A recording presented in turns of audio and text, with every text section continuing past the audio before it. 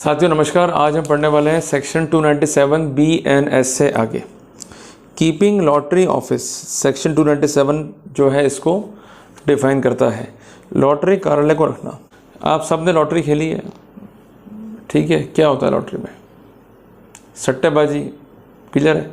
ऐसा मानना है गवर्नमेंट का कि इससे जनरेट होता है ब्लैक मनी। तो लॉटरी ऑफिस रखना बिना किसी आधिकारिकता के ये अपने आप में अपराध है। कि शुरुआत कैसे कि हुएवर, जो कोई भी है, मतलब आप हो, चाहे मैं हूँ, चाहे कोई भी इस धरती पर है, क्लियर है, जो कि गवर्न है भारतीय कानून से। तो भारतीय कानून कहता है कि जो कोई भी रखेगा कि any office including a place, कि कोई भी ऑफिस या कोई भी प्लेस जो कि यूज़ हो सकता है as office for the purpose of drawing any lottery, की जहाँ पर लॉटरी का काम होता हो, जो कि स्टेट की लॉटरी नहीं है।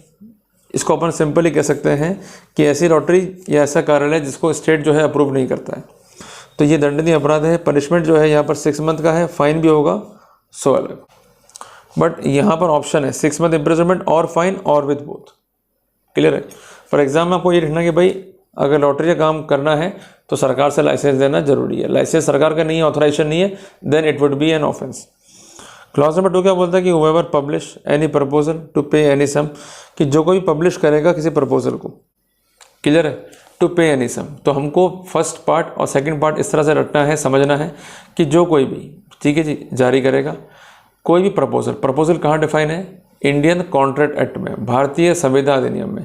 प्रपोजल मीन्स जहाँ आप एक्सप्रेस कर रहे हो अपनी विलिंगनेस को। जैसे उदाहरण के लिए आप लड़की के पास गए, आपने उसको एक्सप्रेस किया I want to marry you, तो वहाँ पर एक्सप्रेशन है आपकी विलिंगनेस का। तो proposal is basically the expression of your willingness.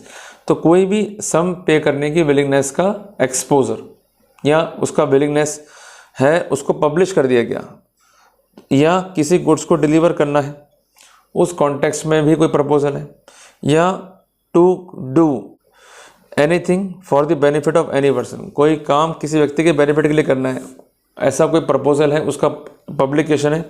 या कोई काम नहीं करना किसी के बेनिफिट के लिए, ऐसा प्रपोजल है और उसका पब्लिकेशन है। ऑन इवेंट और कॉन्टिजेंसी जो कि एप्लीकेबल है to drawing of any ticket lot number और figure in any such lottery, जो कि कॉन्टिजेंट है, मीन्स उसका जो रिजल्ट है वो डिपेंड है उन कंडीशंस पे। और वो कंडीशंस क्या है कि अगर जो भी नंबर या जो भी फिगर उस कंसर्न टिकट या लॉटरी पे जो है पब्लिश है, अगर उस लॉटरी को या उस टिकट को ड्रॉ करते हैं उससे वो मैच हो जाता है, तो वहाँ पर ऐसा काम होगा। तो उस कंडीशन में ऐसा व्यक्ति जिम्मेदार होगा और वहाँ पर पनिशमेंट जो है वो 5000 रुपये का होगा। इसको सिंपल सी बात में अपन समझते हैं कि मान लीजिए कि एक लॉटरी है, वो वही पब्लिश, उस पर कोई नंबर है 2 2 2 2 5, ये अपन ने ले लिया एग्जाम्पल। अब कंडीशन क्या है कि जब यह लॉटरी खुलेगी और अखबार में इसका चर्चा आएगा और जो नंबर अखबार में है, अगर वो नंबर इस नंबर से मैच हो जाएगा तो हम आपको 10 लाख रुपए देंगे। आपको टिकट लेके आना होगा ताकि हम मैच कर सकें और अल्टीमेटली आपको जो है बेनिफिट जो है मिल जाएगा। क्लियर हो गया आपको? तो अब उस लाइन की लाइट में वापस से हम इस सेक्शन को पढ़ते हैं कि जो कोई पब्लिश करेगा किसी प्रपोजल को, क्लियर है, टू पे एनी सम, कि कोई प्रपोजल आ गया अखबार के अंदर कि आपको ये पैसा मिलेगा, या प्रपोजल आ गया भाई कोई आपको गुड्स मिलेंगे, मीन्स कार, बाईसाइकिल, कोई आपको व्हीकल मिलेगा, या कोई आपको मिलेगा बेनिफिट, या कोई बेनिफिट जो है नहीं मिलेगा किसी इवेंट के हो जाने पर या किसी कंटीजेंसी के हो जाने पर जो कि जुड़ी हुई है उस टिकट से या लॉटरी पर, जिस पर कोई फिगर है या कोई नंबर है उसके कंसर्न पब्लिकेशन पे। कोई नंबर है या कोई फिगर है उस कंसर्न लॉटरी टिकट पे, उसके कंसर्न इवेंट कॉन्टीजेंसी पर या उसके हैपनिंग पर, तो उस कंडीशन में जो कंसर्न व्यक्ति वो जिम्मेदार होगा।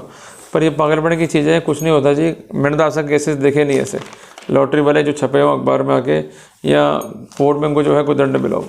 सेक्शन थ्योरेटिकल है, इसलिए सिर्फ जो है पढ़ के इसको छोड़ दो।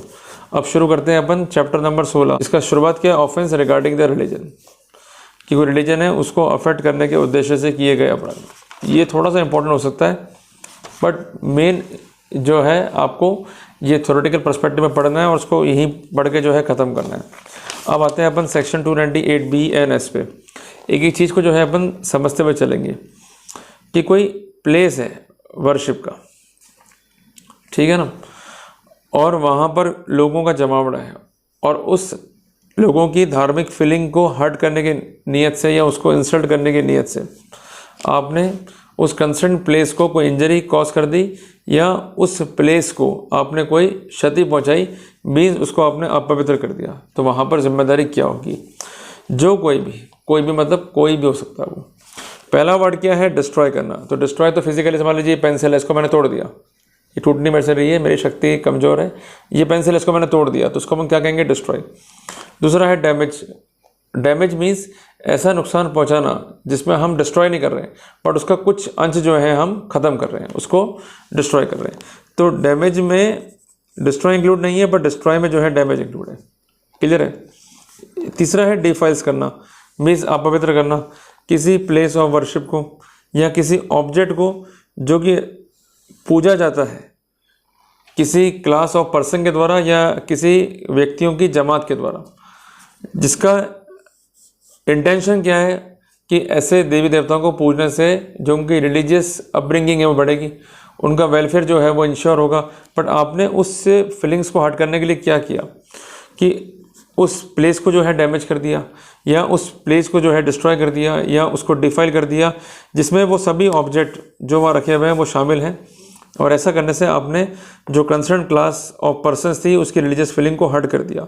तो ऐसी स्थिति में ऐसा डिस्ट्रक्शन, डैमेज और उसको डिफाइल करना उनकी रिलीजन का इंसल्ट होगा। ऐसा करने वाला व्यक्ति जिम्मेदार होगा। पनिशमेंट 2 साल का है और वहाँ पर फाइन भी होगा और दोनों से जो है दंडित किया जाएगा।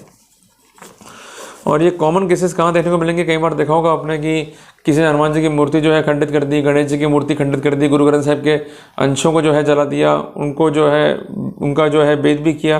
कई बार ऐसा इंसिडेंट कॉमनली मिल जाएंगे। तो ये सेक्शन जो है प्रैक्टिकल दिखाई देता है। बट ये अपराध किया किसने इसको पकड़ना मुश्किल होता है, बट ये सेक्शन प्रैक्टिकल दिखाई तब भी देता है। और दूसरा अपन पढ़ेंगे सेक्शन 299 को। क्या कहता है ये? Deliberate and malicious act intended to outreach religious feeling और any class feeling by insulting their religion और रिलीजियस बिलीफ। पहले में तो क्या था? डिस्ट्रॉय करना, डैमेज करना, डिफाइल करना किसी प्लेस को जो कि यूज़ हो रहा है एज अ वर्शिप प्लेस या किसी मूर्ति को जो कि यूज़ हो रही है for the purpose of doing worship, और ऐसा करने से आप उनके रिलीजियस फीलिंग को हर्ट कर रहे हो।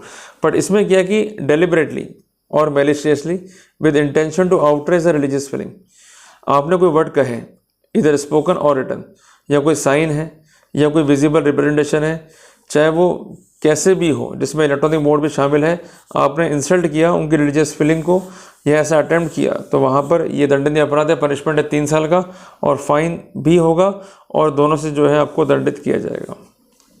क्लियर हो गई बात? है तो ये चीज़ इंपॉर्टेंट है। कोई डिस्ट्रॉय नहीं कर रहे हैं हम यहाँ पर ऐसे वर्ड्स को बोल रहे हैं जो उनकी रिलीजियस फीलिंग को हर्ट कर सकते हैं। वो वर्ड स्पोकन भी हो सकते हैं, रिटन भी हो सकते हैं, पब्लिश भी हो सकते हैं। क्लियर है? इसमें कोई भी गेस्चर भी जो है शामिल किया गया है।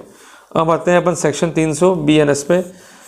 डिस्टर्बिंग रिलीजियस असेंबली, कि जो कोई भी वॉलंटरी कॉज करेगा disturbance to any assembly lawfully engage in performance of religious worship, कि जैसे मान लीजिए कोई लोगों का जमावड़ा है जो कि पाठ पूजा कर रहा है और उसको डिस्टर्ब करने के लिए, उनको रिलीजियस फीलिंग को हर्ट करने के लिए आपने वॉलंटरीली कॉज करा ऐसा एक्ट जिससे वो डिस्टर्ब हो सकते हैं या उनकी वर्शिप जो है अफेक्ट हो सकती है, तो ये दंडनीय अपराध है।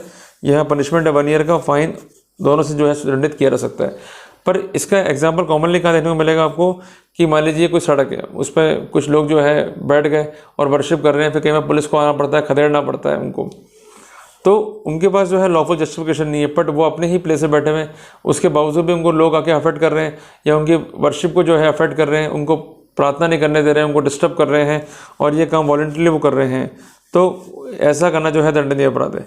इसका अपन कॉमन एग्जांपल क्या ले सकते हैं? मान लीजिए कोई देवी देवता की पूजा कर रहे हैं, ठीक है जी, तो उसको डिस्टर्ब करने के लिए कुछ लोगों ने क्या करा कि तेज सभा में जो है गाना बजाना शुरू कर दिए, वो लोग चिल्ला रहे हैं और इस तरह से एक न्यूसेंस क्रिएट कर रहे हैं ताकि वो अपनी वर्शिप परफॉर्म नहीं कर पाएँ, तो ये भी डिस्टर्बेंस जो है यहाँ पर शामिल किया जाएगा। अब साथियों हम लोग आते हैं सेक्शन 301 और 302 BNS के ऊपर। ये लास्ट 2 सेक्शन है इस अध्याय में और ये काफ़ी इंपॉर्टेंट है। सेक्शन 301 BNS को यदि आप पढ़ोगे तो सर दुख जाएगा आपका।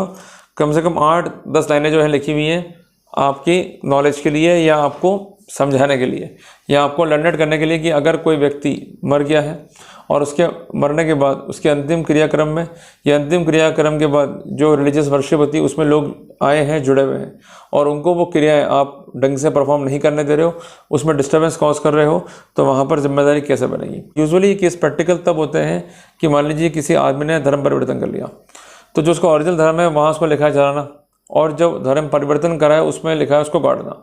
तो एक परिवार तो कहता है गाड़िए, एक कहता है जी इसको जलाइए, तो वहाँ पर कन्फ्लिक्ट जो हो सकता है।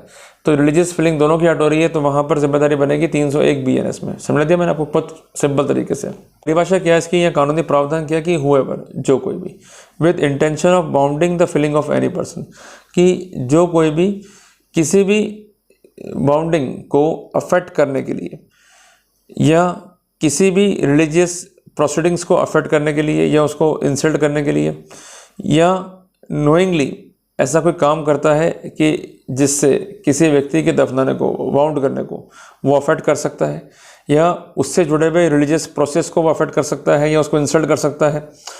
कमिट करता है ट्रेसपास किसी ऐसे प्लेस में जहाँ पर उसकी अंतिम क्रियाओं को करने के लिए, मीन्स जो मृतक है उसकी अंतिम क्रियाओं करने के लिए डेड बॉडी को रखा गया है, या उसका जो कॉर्पस है उसकी डिग्निटी को अफेक्ट करता है, या ऐसा कोई डिस्टर्बेंस करता है कि जिससे लोग जो असेंबल्ड हैं उसके अंतिम क्रियाक्रम में शामिल ना हो पाए, और अंतिम क्रियाक्रम के बाद जो उसका रिलीजियस पार्ट है या वर्शिप है उसमें जो है वो शामिल नहीं हो पाए, उस पर डिस्टर्बेंस हो, तो वहाँ पर व्यक्ति जो है जिम्मेदार होगा। पनिशमेंट है 1 ईयर का और फाइन है, और दोनों से जो है वो दंडित किया जा सकता है।